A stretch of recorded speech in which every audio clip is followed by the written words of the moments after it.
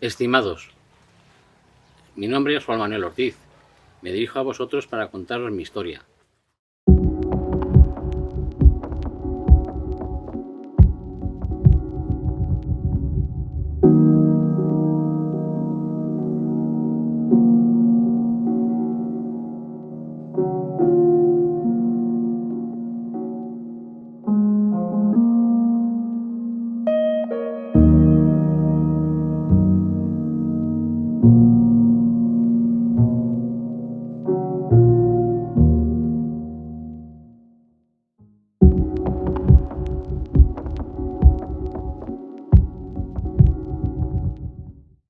Nací con una patología congénita cardiovascular, una estenosis aórtica valvular, que nadie me la detectó hasta que no vino mi abuela un día a casa y vio que me latía muy deprisa el corazón.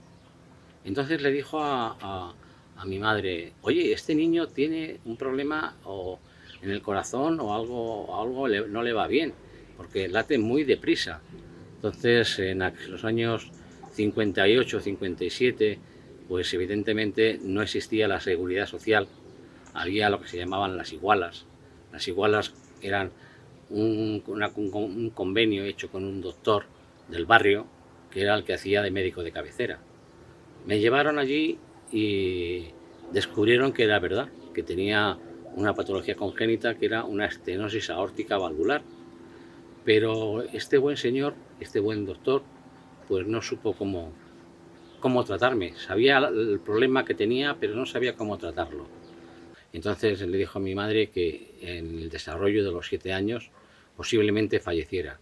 Mi madre, como buena madre, pues empezó con mi padre a buscar soluciones por el mundo de Madrid, todo el mundo de Madrid, hasta que un día tuve un episodio de una hemorragia importantísima por encharcamiento de pulmones y casi la palmo, me muero en ella.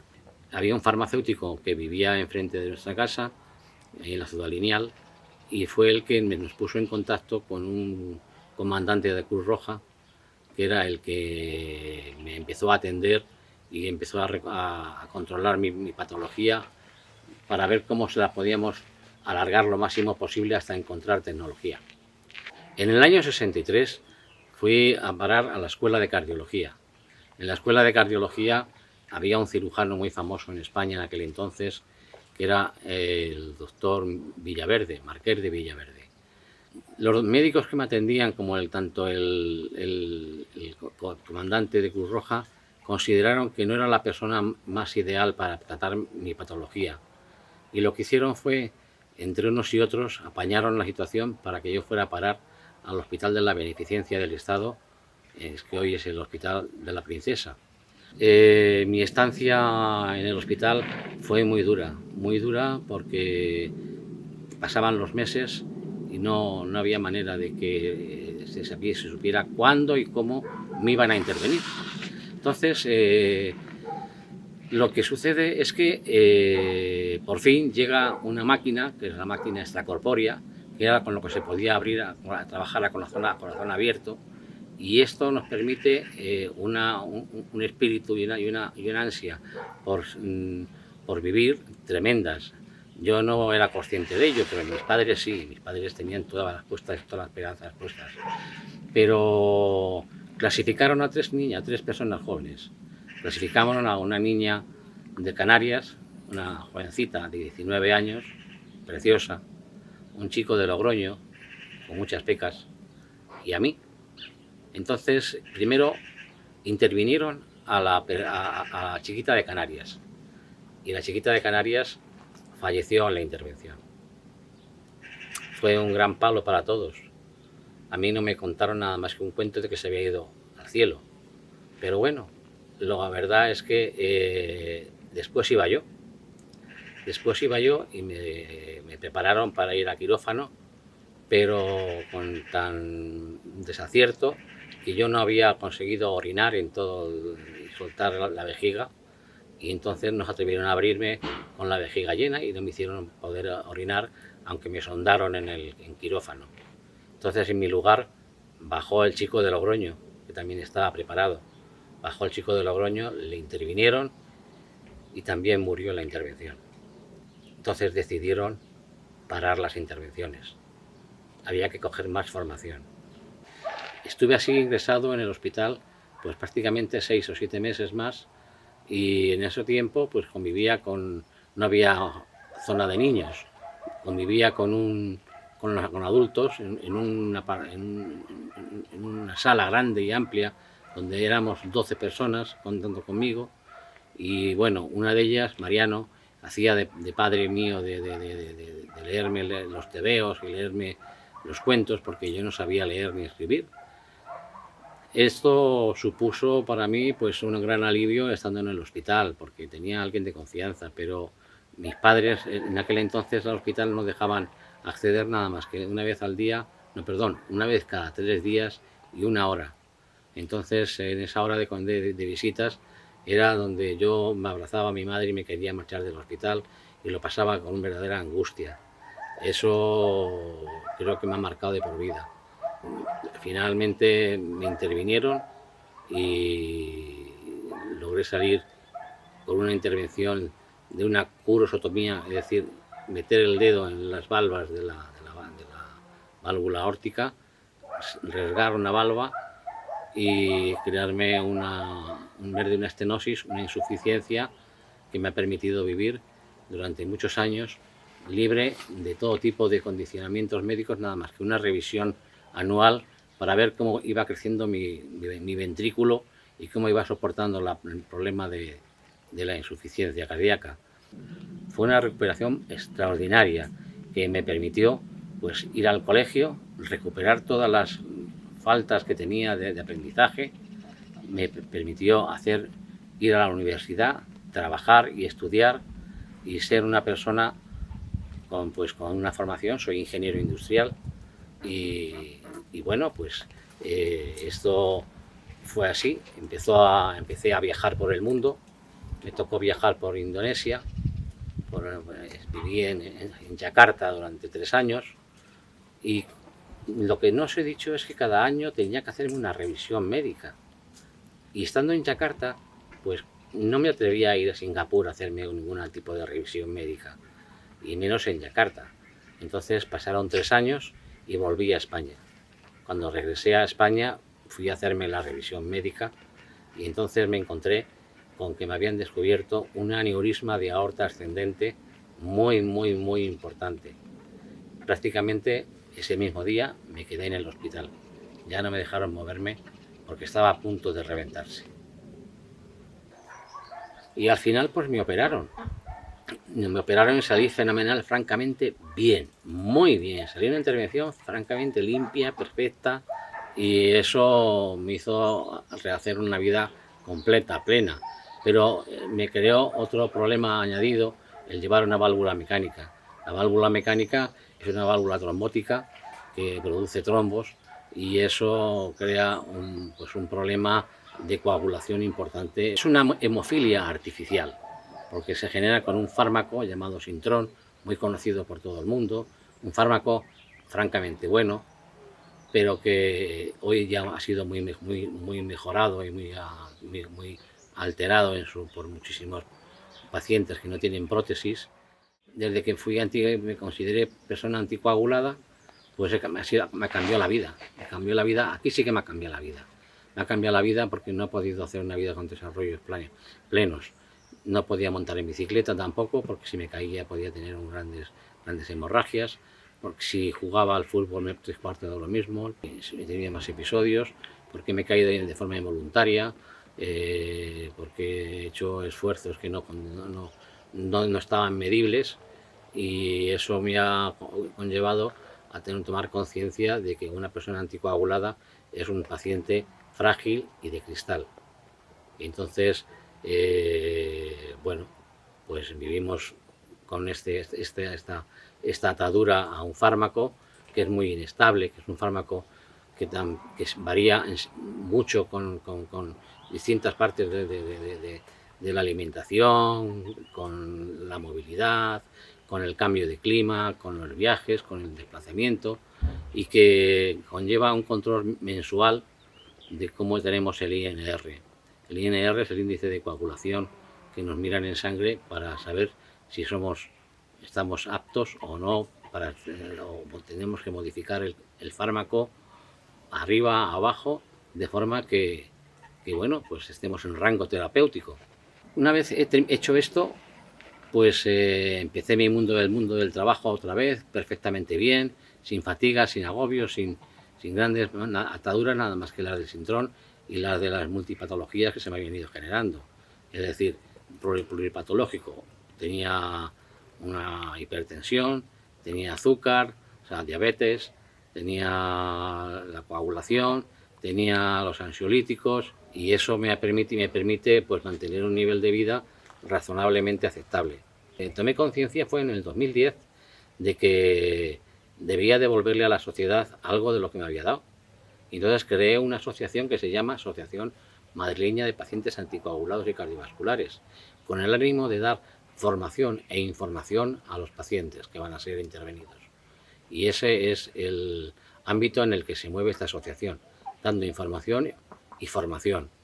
Y la verdad es que llevamos 12 años trabajando muchísimo, con la misma ilusión que el primer día, y creo que estamos haciendo una gran labor para aquellas personas que tienen que someterse a intervenciones cardiovasculares.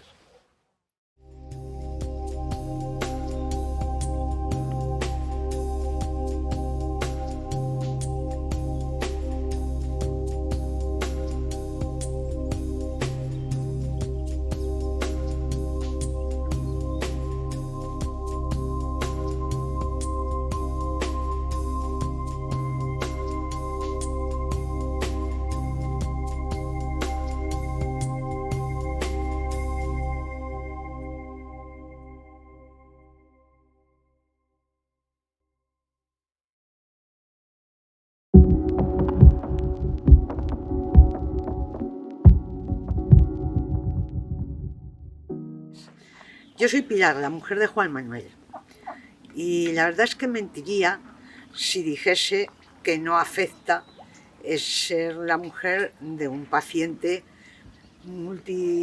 polimedicado, anticoagulado con sintrón, después de una operación tan grave como la que él tuvo y con tanto riesgo para su vida.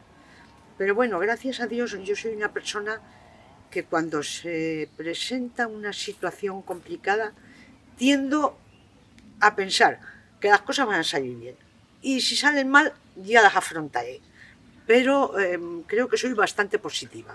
Entonces no tiendo a deprimirme ni a tener ansiedad, y eso viene bien porque el paciente se tranquiliza si la persona que tiene al lado la ve tranquila. Pero desde luego la vida te cambia mucho. Nosotros antes de su operación íbamos a esquiar, íbamos a la montaña, Manuel jugaba al tenis, le encanta montar a caballo y de vez en cuando pues montaba a caballo. Hacíamos mucho ejercicio en la naturaleza.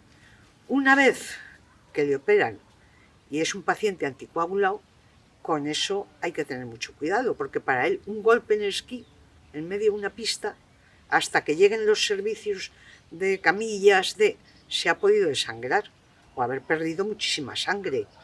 Un golpe del caballo le puede dejar en el sitio. En montaña, pues también, las caídas en montaña tienen sus riesgos para una persona, que cualquier herida le puede montar un derrame interno tremendo. Por ejemplo, a él el médico, cuando le dio el alta, le dijo: usted caminar, hacer ejercicio, pero esfuerzos ni uno, ni una maleta. Bueno, pues nosotros compramos esta casa justo después de operarse él, y bueno, pues trajimos piedras, tal, y trabajamos muchísimo en la parcela. Una de las veces fue a vaciar una carretilla de piedras, hizo un esfuerzo, se rompió el psoas y eso nos costó un mes de hospital. Alguna otra caída que ha tenido hace poco, pues una vez se cayó, se dio con el travesaño de la cama, bueno, la pierna se le puso como si hubiesen pegado una berenjena encima, totalmente, y ha tardado 2 meses en que esa inflamación le haya ido bajando. Ha tenido 3 hemostisis en las que ha perdido 1,5 litros de sangre desde casa al hospital. En la primera yo recuerdo que llegamos a la Fundación Jiménez Díaz a las 8:30 de la mañana y yo a las 5 de la tarde no sabía si mi marido estaba vivo o muerto, porque además estaban tan atareados con él que nadie me informaba. Todo el mundo me decía, espere, por favor, tranquila, tranquila. Es complicado, pero yo creo que lo llevamos bastante bien. Hemos cambiado unas actividades por otras, pues ahora caminamos más, caminamos más, pero no por la montaña. Hay ejercicios que no hacemos, pero viajamos, hemos viajado bastante, hacemos otro tipo de cosas. Y luego después, pues bueno, tienes que tener cuidado con las comidas, pues hay que peleárselas un poco, porque claro, a él le encantan los hidratos de carbono, pero resulta que es diabético, entonces hay que estarle frenando para que no coma mucho hidrato de carbono, para cuidar la comida, que no coma muchas grasas, poquita sal, y esas cosas a veces nos supone alguna que otra peleilla. Pero bueno, gracias a Dios lo llevamos bastante bien. Y él se porta bien, no se porta mal.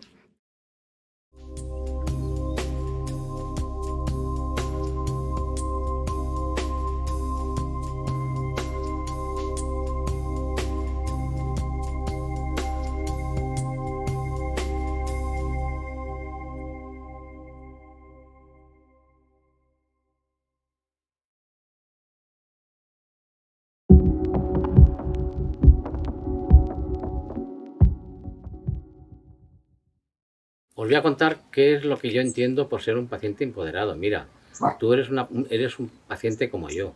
Eres un paciente que sufre las mismas patologías o parecidas y que compartimos las mismas preocupaciones. Yo lo que te aconsejo es que seas responsable con tu formación, con la formación que adquieres en tanto en los centros de atención, con tu médico de cabecera, con tu médico de atención primaria y en principio, pues con las asociaciones de pacientes. Eso es lo que te hace ser una persona empoderada, una persona que realmente eres tú el responsable de ti mismo, de la información y de la formación que vas adquiriendo con el tiempo. Eso te hace ser más independiente, más seguro, más estable y es una persona que realmente puede afrontar el futuro con más esperanzas.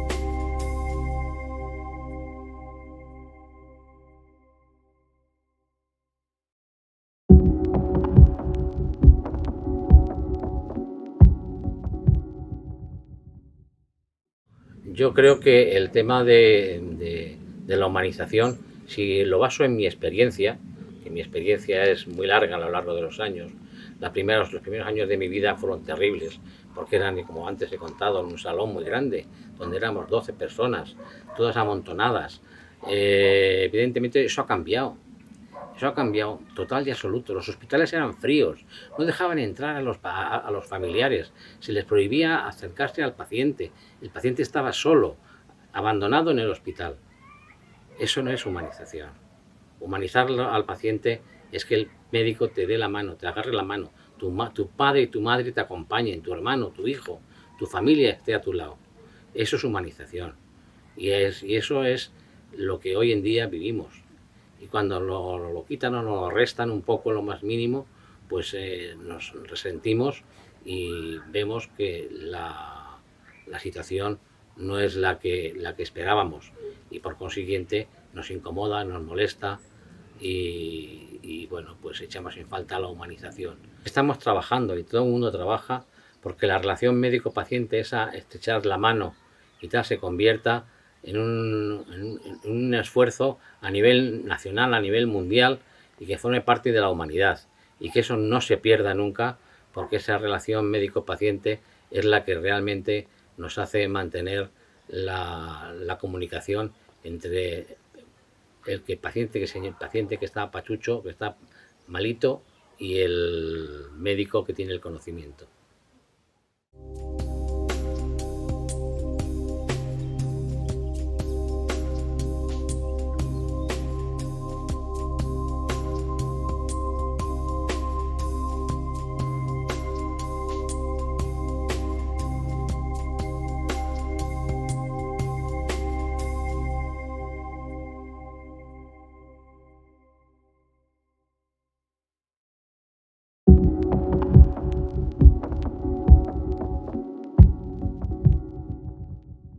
Europa, en los comienzos de los pacientes con síndrome, como fue mi caso, yo me tenía que ir al hospital cada 15 días y pincharme en vena, que como podréis entender, en un paciente polimedicado con múltiples patologías son nuestro recurso más valioso.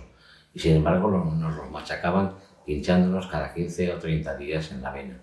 Eso para obtener una analítica que nos daba un valor de INR, y ese INR era la que la hematóloga analizaba y veía si era necesario aumentar la medicación o disminuirla. Evidentemente, los pacientes, desde las asociaciones, hemos luchado de una forma tenaz, muy tenaz, para que adaptarnos a las nuevas tecnologías. Y eso significa introducir el coagucheck y la punción capilar.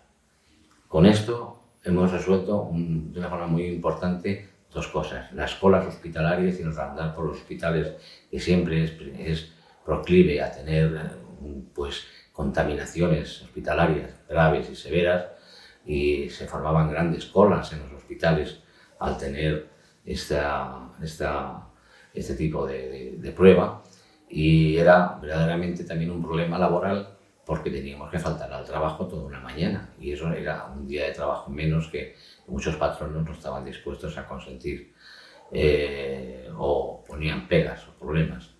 Y con el nacimiento de los coagulómetros, pues nos permitió el podernos pinchar en hacer una punción capilar en el dedo, una punción capilar, un pinchacito, extraer una gota de sangre, y esa gota de sangre ponerla encima de una tira reactiva, esa tira reactiva introducirla en el coagulómetro, y el coagulómetro nos da el valor de INR, y no lo podemos hacer en casa, lo podemos hacer cuando vamos de viaje. Fijaros la maravilla cuando vais de viaje y hacéis un viaje fuera de España, el hecho de que ¿quién os controla el síndrome? Pues nadie mejor que el propio paciente, y para eso tenéis que estar empoderados. Es muy importante lo de que estéis empoderados y que conozcáis bien vuestra patología, y que estéis asociados a una asociación de pacientes, de lo cual se comparten evidentemente las múltiples dolencias o dificultades o sombras que se nos generan en nuestro tratamiento a diario con nuestras enfermedades.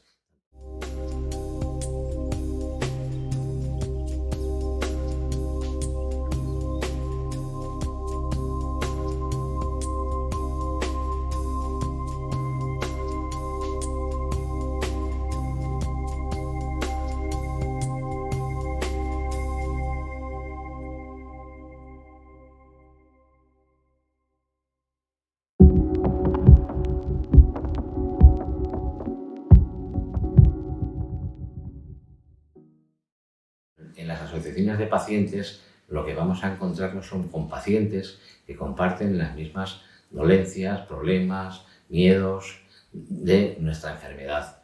De ahí que exista la posibilidad de formarnos como pacientes empoderados. Y eso de paciente empoderado, evidentemente, es fundamental. En esas asociaciones lo que vais a recibir es formación e información.